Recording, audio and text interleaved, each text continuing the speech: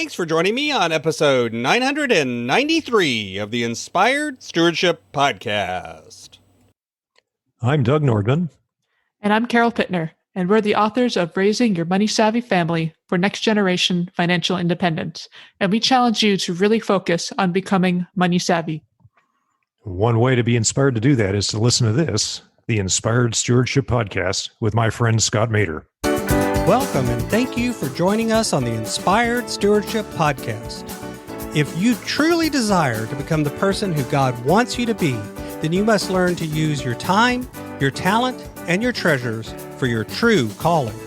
In the Inspired Stewardship Podcast, you will learn to invest in yourself, invest in others, and develop your influence so that you can impact the world.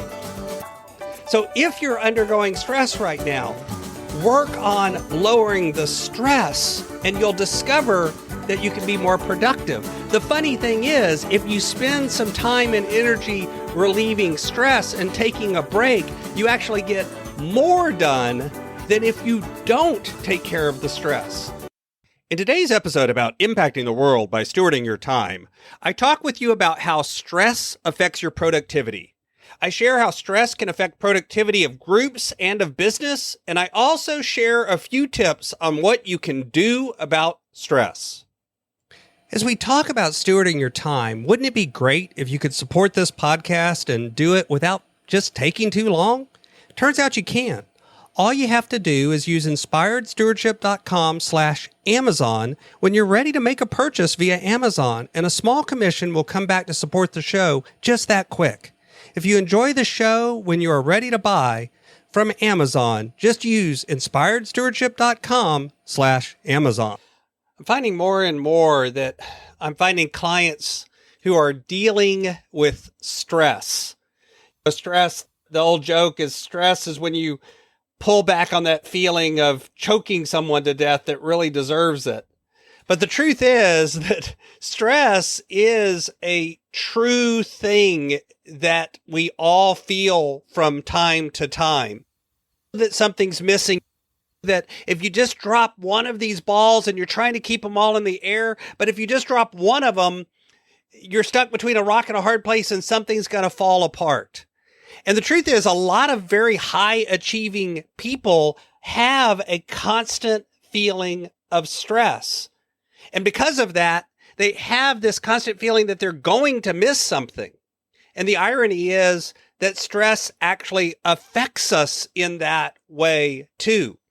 Stress backfires when it comes to productivity. And yet many people think, I work best when I'm under stress. I work best when I have tight deadlines. I work best when I'm constantly putting myself behind the eight ball and playing a game of catch up.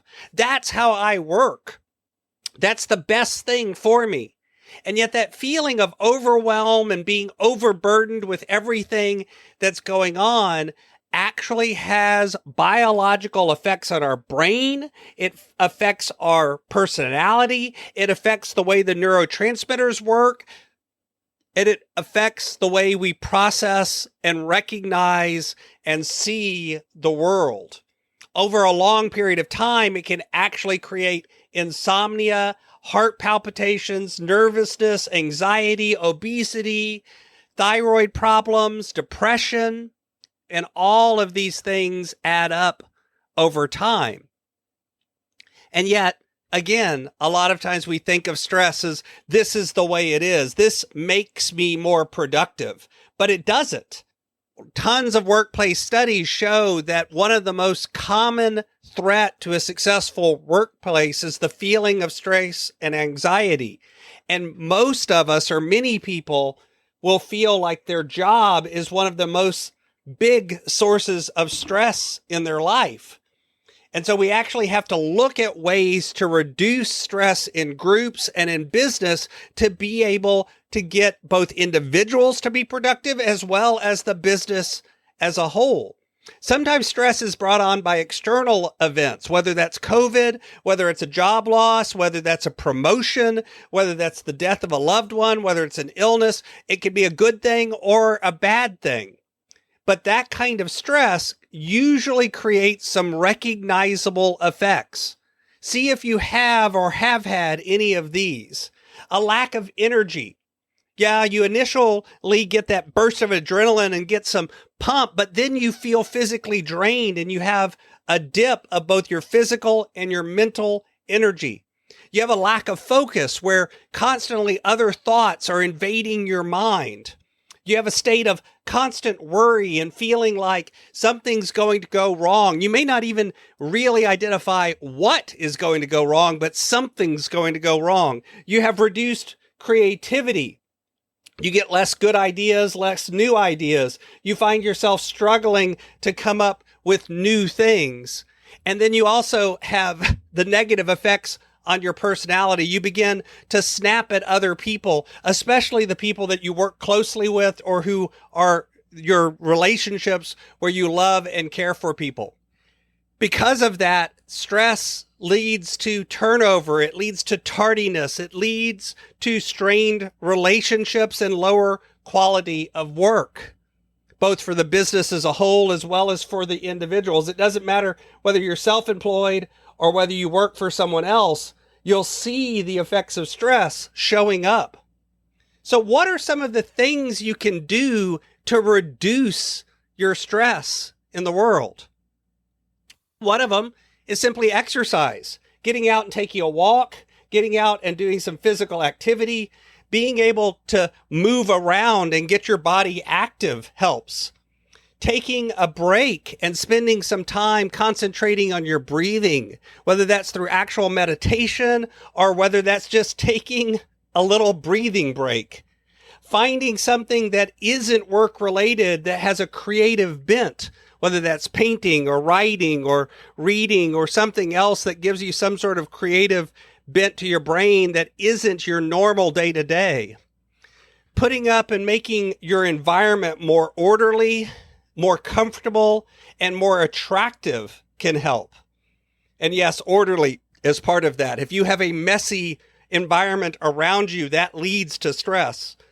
And you can begin to train your brain to focus on the positive. Do a gratitude journal. Do an activity that causes you to say what is going well as opposed to what is going badly. And then, of course, sometimes you do actually need to seek some help from a professional, whether that's therapy or whether that's working with a coach. The truth is that stress affects each and every one of us, and it tends to lower our productivity, even if you believe that's not true about you.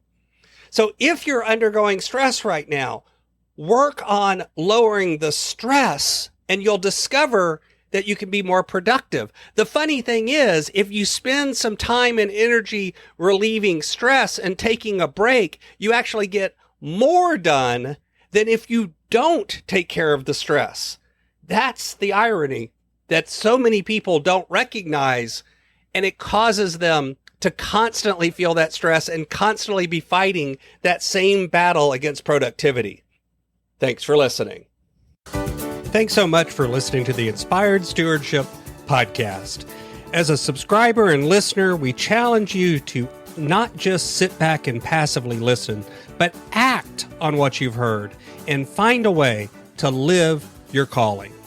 If you like this episode on the stewardship of time, be sure to sign up for our Stewardship of Time Tips series by going to inspiredstewardship.com/time or texting 44222 time tips, and that'll get you our best tips on stewarding your time. Until next time, invest your time, your talent, and your treasures. Develop your influence and impact the world.